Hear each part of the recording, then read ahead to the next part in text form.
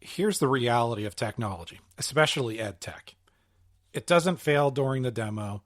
It fails on a Tuesday morning with 25 students log in at the same time and a teacher's already behind. And something just doesn't work. That's when you find what solution holds up and which one doesn't. Welcome to Chips and Chalk, where we talk real K-12 technology.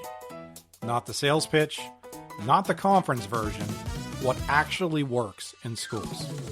I'm your host, Adam Swinchock, and I spent a career leading technology K-12 environments.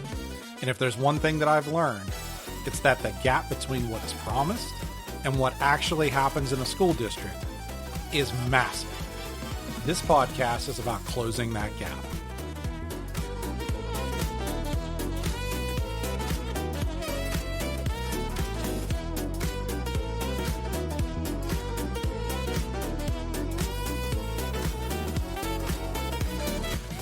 Let's just be honest and say what most tech leaders, building admins, superintendents, and even school board members are thinking now.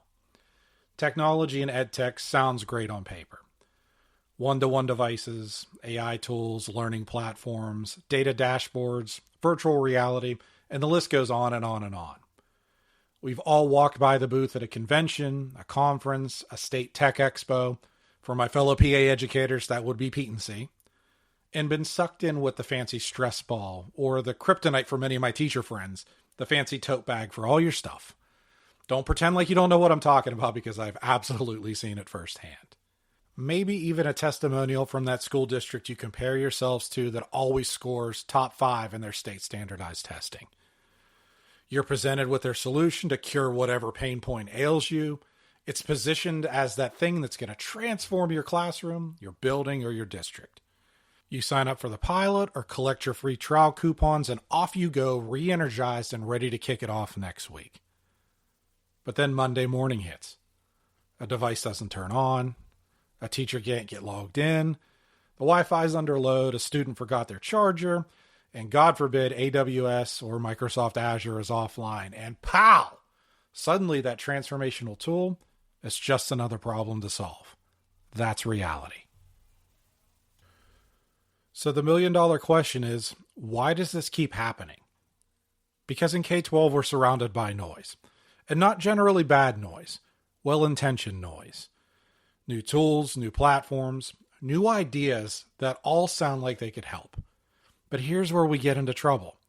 We tend to believe in our systems, our culture, our staff, our processes are all further along than they actually are. So instead of starting at step 1, we jump to step 4. We make assumptions, and we all know what happens when you assume. We have to be honest with ourselves and with the people this impact about our abilities. Because as a collective, we're evaluating tools before we're fully defined the environment they have to survive in. And in schools, that environment is unforgiving. Limited time, limited support, extremely high expectations, and zero margin for failure during instruction. So things don't fail because they're bad ideas. They fail because they were never built or never planned for the reality they were dropped into. And that's where we have to get better. Not just at choosing the tools, but at cutting through the noise and asking better questions before we ever roll something out. So how do we actually do this? How do we cut through the noise and make better decisions that hold up in schools? From my experience, it comes down to a few things. First, planning, first and foremost, and bringing the right people to the table. Technology usually is not the driver and initiative in K-12. It supports it, it enables it, but it's rarely the starting point. The driver is the instruction, student outcomes, district goals. And when technology gets treated like the starting point instead of the support system, that's where things drift. Technology decisions don't live in isolation.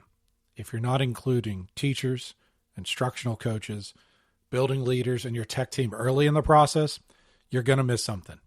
And that something usually shows up after rollout, when it's a lot harder to fix and not just internally.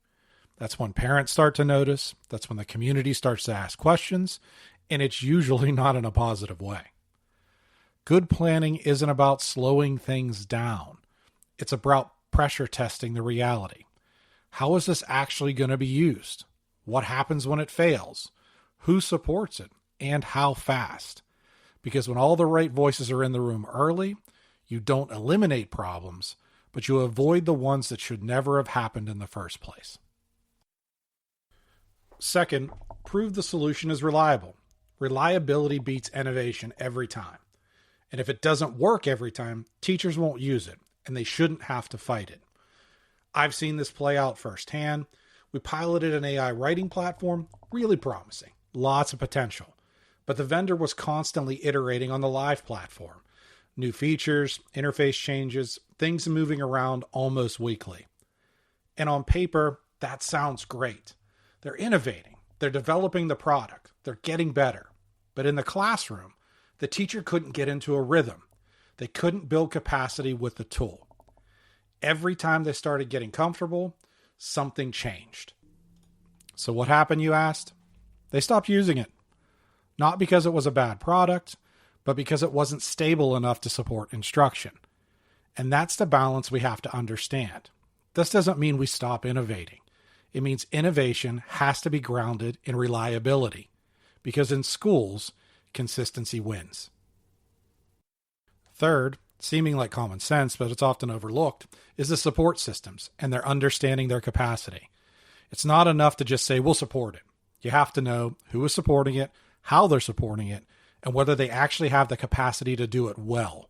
There's a difference between being done and done well, especially in the early stages, because that's where things are the most fragile. That's where questions are constant. That's where things break more often. That's where teachers are forming their first impressions. And if the support isn't there, or it's slow, or it's inconsistent, people don't wait. They move on. And here's the part that gets overlooked a lot.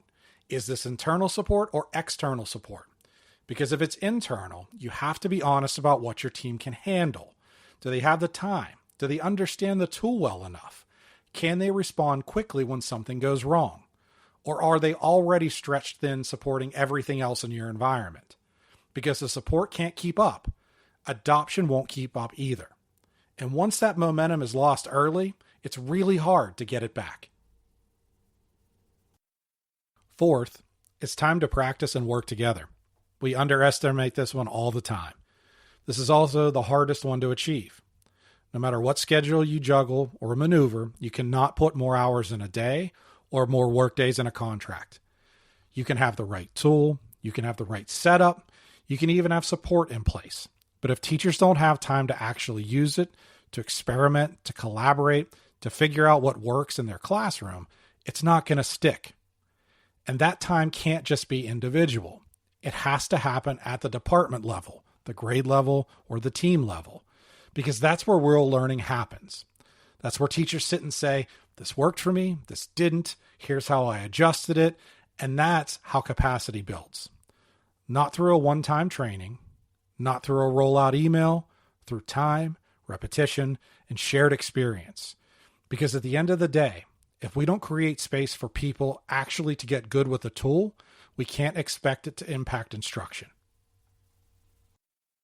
The fifth and final piece is what I like to call the blend. This is ultimately the goal for any tech department, to blend into the environment so well that it's almost forgotten. Not invisible because it's not important, invisible because it just works. The technology isn't the star of the show, never was. What it enables, what it delivers, and the outcomes it creates, that's what matters. Because if people are talking about the technology, something's off. They should be talking about the learning, the instruction, and the results. As we close out of what I hope to be one of many valuable episodes to come, let me leave you with this. More technology does not equal better learning. I've seen it both ways. The best classrooms I've been in, technology is there, but it's not the focus. It supports, it enhances, it stays out of the way. It just works. And the worst situations, too many tools, too many logins, too many expectations, no clear plan, no time to practice, no support behind it, and that's where things break down. And when it breaks down, it doesn't just impact the technology. It impacts the classroom. it impacts the teacher, and ultimately it impacts the student. So as we think about all of this, planning, reliability, support, time to practice, and understanding the environment we're working in, it all leads to the same place. Technology should support the work, not become the work. Because at the end of the day, if it doesn't work in the classroom, it just doesn't work. If you're in K-12, whether you're leading it, supporting it, or living it in the classroom, this is the work. If this episode hit home, go ahead and follow or subscribe wherever you're listening. And if there's something you want us to dig into, or a real-world situation you're working through, we're going to open that soon. And as we go forward with Chips and Chalk, we're going to keep cutting through the noise. No fluff, no theory without reality, just what actually works in schools. Thanks for listening.